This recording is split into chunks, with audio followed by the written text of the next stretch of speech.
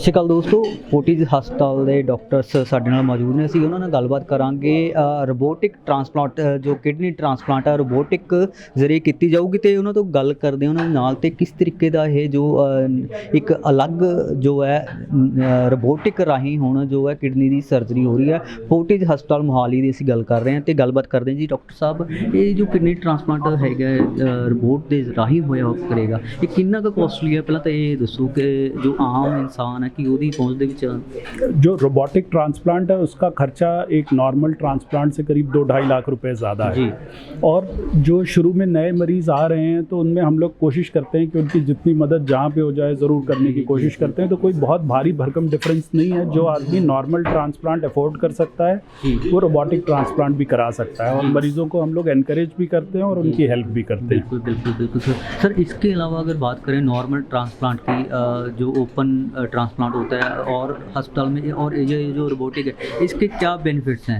देखो, robotic transplant की तकनीक अभी लेटेस्ट तकनीक है। जी बिल्कुल। ओपन ट्रांसप्लांट हम लोग हज़ारों ट्रांसप्लांट करीब ओपन करते रहे हैं। आज से 50-60 साल पहले जब से ट्रांसप्लांट ऑपरेशन शुरू हुआ था तब से ये चीरा लगा के, लंबा चीरा यहाँ से लगा के ऑपरेशन होता रहा है।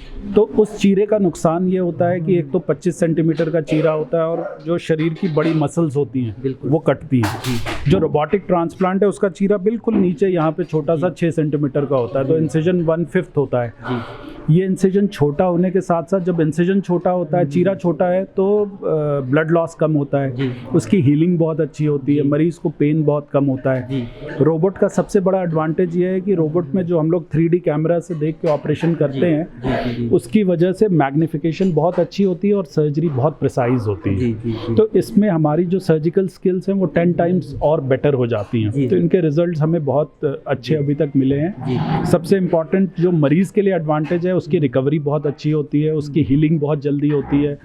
He can go back to work normally, अपना 10-15 दिन में अपना सारे काम कर सकते हैं, खाना पीना खा सकते हैं। और ओवरऑल कॉस्मेसिस जो है ऑपरेशन की 3 महीने बाद वो एथलेटिक या स्पोर्ट्स एक्टिविटीज़ में भी पार्ट ले सकते हैं। तो शरीर की जो मजबूती है वो जीवन भर बनी रहती है। ओपन ट्रांसप्लांट में जब चीरा बड़ा होता है तो ये चीरा जीवन भर मरीज़ के साथ रहता है। कभी उसमें हर्निया बनता है, कभी वुंड इन्फेक्शन होता है, कभी घाव ठीक से नहीं भरता, कमज़ोरी रहती है। तो ये सारी प्रॉब्लम्स जो हैं ये रोबोटिक ट्रांसप्लांट में एक तरह से ख़त्म हो जाती हैं। मैम, ये जो किडनी ट्रांसप्लांट का है न्यू टेक्नोलॉजी है, अब रोबोटिक के ज़रिए भी इसका जो है ट्रांसप्लांट किया जाएगा, कैसे है ये, कैसे वर्क करता है? देखो, जो रोबोटिक किडनी ट्रांसप्लांट है ये एक रोबोटिक मशीन है जी।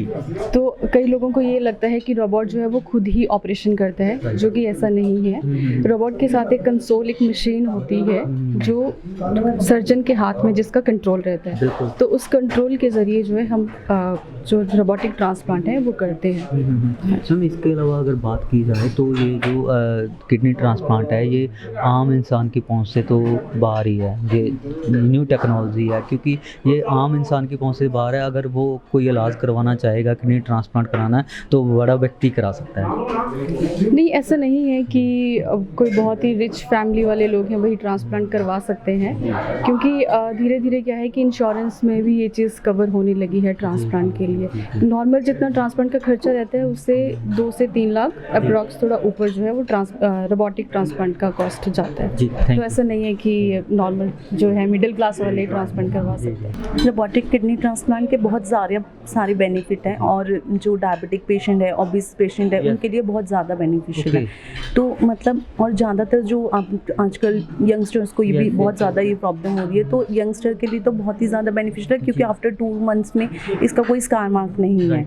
तो ये सबसे ज़्यादा है कि 2 महीने बाद आपको कोई जज नहीं कर पाएगा कि आपका ट्रांसप्लांट हुआ। बिकॉज किडनी ट्रांसप्लांट वाले पेशेंट्स के लिए आगे की लाइफ भी बहुत ज़्यादा टफ रहती है। कई लोग ऐसे होते हैं जो मतलब आगे उनकी मैरिज होनी है, फैमिली प्लानिंग होनी है, तो वो सारी चीज़ों को भी मतलब लोग देखते हैं, उसी हिसाब से जज करते हैं। तो रोबोटिक किडनी ट्रांसप्लांट का और भी बेनिफिट है, यंगस्टर्स को है, डायबिटिक वाले पेशेंट्स को तो है ही है, क्योंकि उसमें इंसिजन बहुत छोटा सा है, वो भी लोअर एब्डोमेन पे, तो थोड़े टाइम बाद वो दिखता ही नहीं है। तो ये तो बहुत ज़्यादा ही अच्छा है। तो आजकल हम तो खुद सारे पेशेंट्स को ज़्यादा अप्रोच करते हैं कि वो रोबोटिक किडनी ट्रांसप्लांट के लिए ही जाएँ। जी, थैंक यू सो मच।